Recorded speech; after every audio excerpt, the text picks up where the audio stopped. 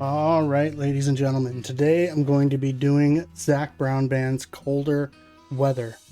Now, I've heard the song before, but I haven't seen the video. So the main reason I'm doing this song is because this song really means a lot to me.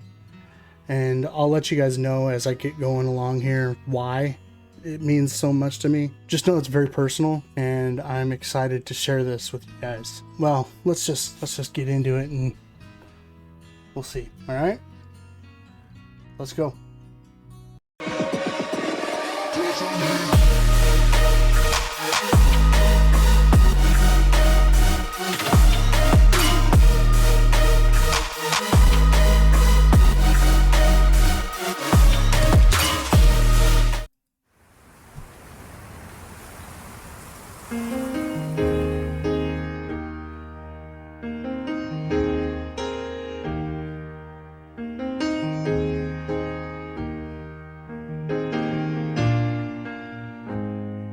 She'd take Colorado if he'd take her with him. Closes the door before the winter lets the cold in, and wonders if her love is strong enough to make him stay. She's answered by the taillights shining through the window pane. He said, I wanna see you again, but I'm stuck in colder weather. Maybe tomorrow will be better. Can I call you then? She said, you're a rambling man, and you ain't ever gonna change. You got a gypsy soul to blame, and you were born for leaving. All right. So the backstory of this song is 2011, the end of 2011 was a really, really bad time for me. I lost all four of my great grandparents and a great uncle all in a matter of 3 months at the end of 2011. A great grandmother and a great grandmother I lost in the span of 2 weeks out of the same place. They were both in the same hospice care place. But this song has always reminded me of my great grandmother because she was the sweetest person you'll ever meet in your life. Country girl at heart. She lived way out in the boonies for most of her life. The strongest woman you'll ever meet. I admired her so much because my great grandpa, he passed away in 2000, and she lived out by herself about 45 minutes to an hour away from us in the middle of the boonies in their house they had paid for 11 years by herself. 10 years, no, 11 years by herself. And there, when we finally moved her into town, my wife and I, we really took care of her. We would go to do her grocery shopping, take her to get her hair done, whatever she needed, my wife and I would do. So my wife and her became really close. I mean, my great grandma and I, she and I were really, really close. I've learned so much from her. She always had my back no matter what, and she was always happy to see you, always had a smile on her face. Even when she wasn't feeling good, she'd always be smiling. This song has always reminded me of my relationship with her because I was always one of those people that was like, I know she's not going to be around forever, so I want to go see her whenever I can. But the hustle and bustle of life, especially when you're young, and at this time I was like early 20s, right? Late teens, early 20s. It's kind of hard to make time in that age group to go do, or to do the things that you're supposed to do instead of the things you want to do. There was a couple times where I had a chance to go spend time with her, and I didn't because I had, a party to go to or a bonfire or whatever. And it's like, looking back at it, I regret it so much that I didn't just go spend time with her, just because I know that now she would be proud of the person that I've become. But I would give anything to go back and just spend a little bit of time with her again. Well, let's get back into it, and we'll keep going with my story about this song. At a truck stop diner just outside of Lincoln, the night is black as the coffee he was drinking, and in the waitress eyes, he sees the same old light is shining, and thinks of Colorado and the girl he left behind him. He said, I wanna see you again, but I'm stuck in colder weather. Maybe tomorrow will be better. Can I call you then? She said, you're a rambling man, and you ain't ever gonna change. You got a gypsy soul to blame, and you were born for leaving. So that part of the song, it kind of hits home for me, because whenever I'd call and I'd talk to her on the phone, and I would try and call as much as I could, I always felt like I was speeding through our conversations because I had something else to do, or something else I needed to get done or wanted to get done. And so my grandma, she would always tell me to just slow down. I can't, just, you need to take your time and really enjoy things. Take your time. She'd always say that, take your time. Don't worry about it. Take your time. I mean, she could be completely out of food, and if I called her and was like, hey, can I come get your groceries tomorrow? I'm running late tonight. I'm tired. I want to go to sleep. And she wouldn't even hesitate. She wouldn't even have eaten all day, and she would be the kind of person that would be like, oh no, it's okay. Take your time. It's fine. It's fine. Whenever you can, right? The sweetest woman in the whole world, and the most selfless woman you ever met. But she and I used to have conversations like this all the time. And she used to say that you're so much like your grandfather. You're so much like your grandfather. Well, to know my grandfather is to kind of know me. Both he and I can't sit still. Like, we can't. We're up and moving, doing stuff all the time. Right? That's what's been the hardest thing about this whole disability with me right now, is that I'm used to being up, moving around and doing stuff and getting things done and accomplishing things that I want to do, but I can't do that. It's like I'm trying to completely rewire my brain to slow down and take my time and do things, because I'll overexert myself and end up hurting myself more, if that makes sense. She always used to tell me that I was exactly like my grandpa. Saying, you're exactly like your grandpa. And I always took that as, a compliment, because grandpa to me was like, they broke the mold of men after that man. Born for leaving. Well, it's a winding road when you're in the lost and found. You're a lover, I'm a runner, and we go round and round. And I love you, but I leave you. I don't want you, but I need you. You know it's you that calls me back here, baby.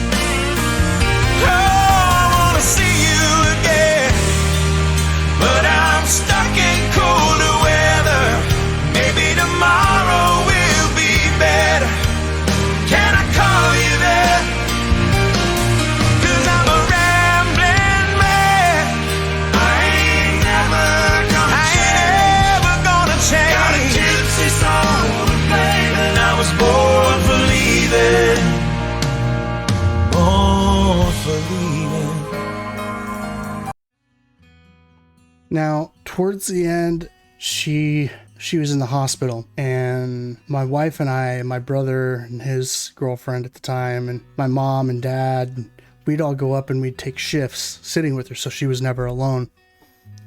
Well, I had gotten off my shift and had gone to work that morning that she passed. I was at work for about 3.5, maybe 4 hours, and I had literally just gotten off the phone with my dad, and he was there with her. He had to go out to the main walkway, obviously, to take the phone call from me. Then my boss's boss came around the corner, because I was whipping around on a forklift trying to get my truck loaded, and he said, hey, just shut the forklift off a minute. And I was like, okay, what's up? So I shut it off, and he said, you need to you need to get to the hospital like right now. Your grandma is in the process of going. Your dad just called. He said he couldn't get a hold of you on your phone. So he said, just leave everything where you're at and go. Now, at the time, I was driving a 1984 Ford Bronco with a 351 Windsor C4 transmission, hooker headers, mild cam, 3-inch outs, dualed out the back with Flowmaster Super 44s with a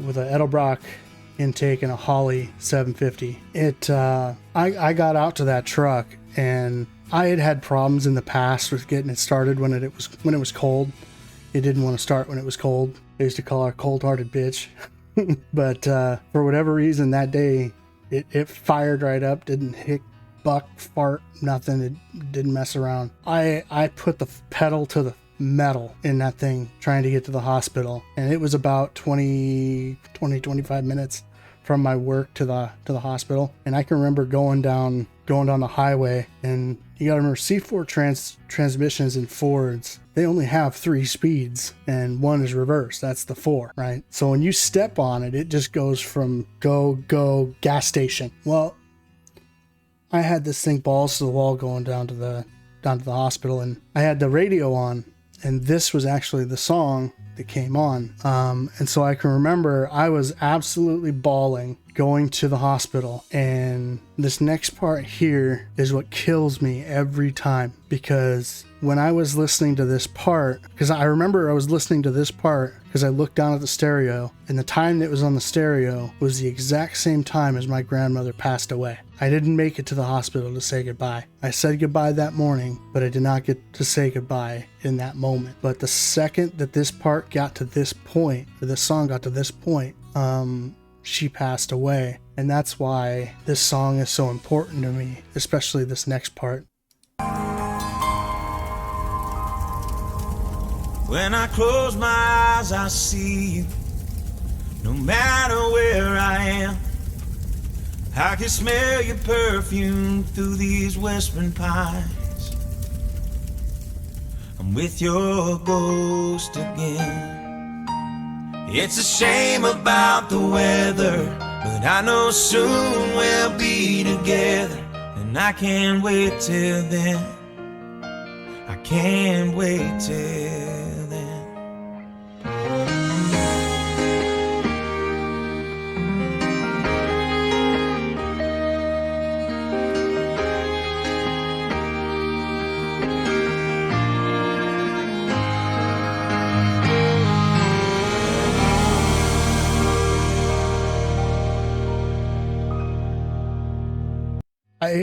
I can't really express into words, but it was like in that moment I knew she was gone,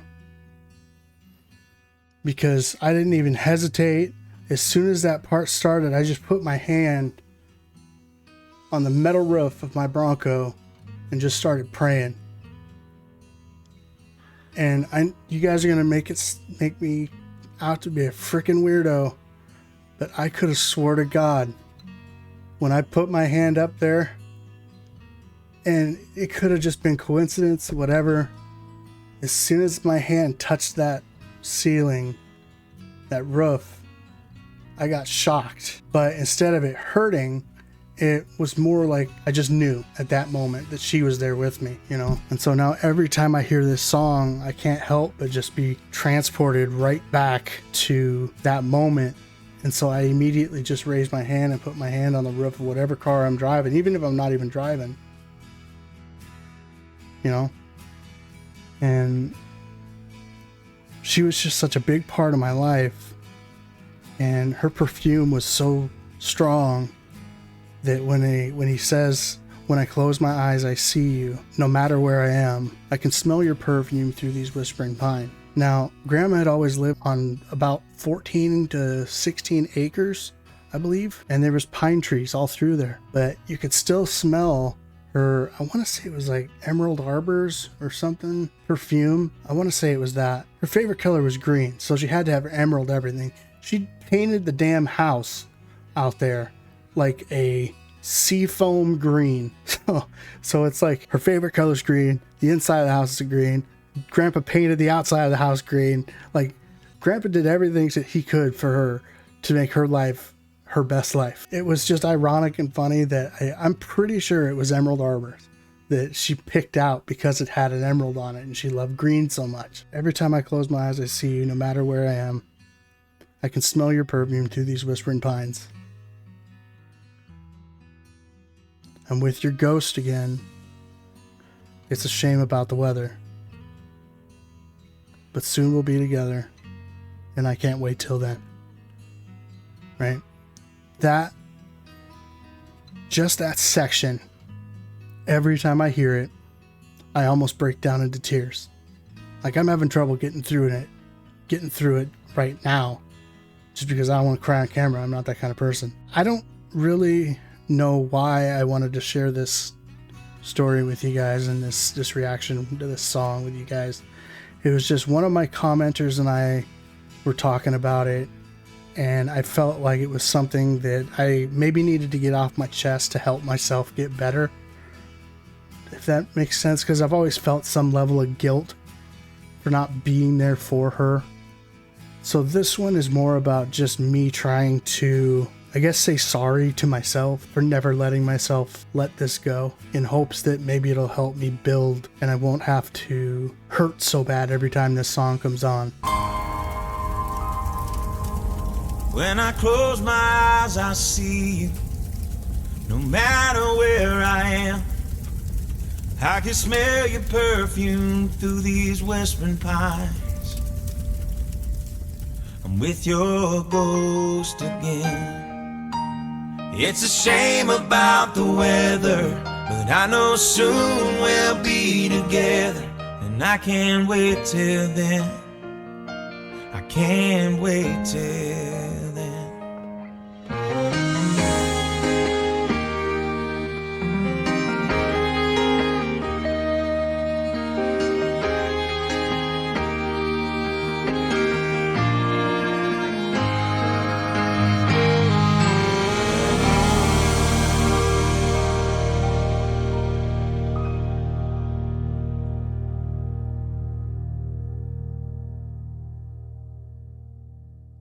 I want to thank you guys for letting me just get this one off my chest. I felt like I needed to do it because, like I said, I was talking to the commenter about it and I started getting that same lump in my throat and stuff talking about it, and I've just felt so guilty for so long, and I'm hoping that this, by putting it out there so that I can see myself, allows me to get some semblance of peace. With that, I'm gonna let you guys go. If you have a story that you'd like to talk to somebody about, it doesn't matter, heartache, happiness, joy, pain, tell me down in the comments. I'd love to sit here and talk with you about it. I consider myself a deep thinker, so whatever you want to talk about, I'm okay with talking about. If I don't know a lot about the subject, I am fully ready and willing to do some research with you to figure out whatever it is that you want to figure out. I just want you all to live your best lives, and that's what I want, is to live my best life. That was the whole purpose of this channel, is by me doing this, it's giving me not only the opportunity to provide for my family later on down the road, because I can't do it now, but it also gives me the ability to kind of self-heal. With that, I'm going to let you guys go, but if you guys could hit the like, subscribe to the little bell icon at the top, that would be fantastic. Also, if you want to donate to the channel, donate to me, whatever, go back to my homepage, go up to the top right corner, hit the donate button, you can donate there. It takes you right to my PayPal, and then you can send whatever you feel is whatever you want. Again, I just appreciate you guys so much for coming out and watching me and taking the time. And if you've gotten to this part, you're one of the true ones, right? And I hope you have one of the best days of your life. And we will talk to you later. See you guys. I wish I could be strong, survival on my own.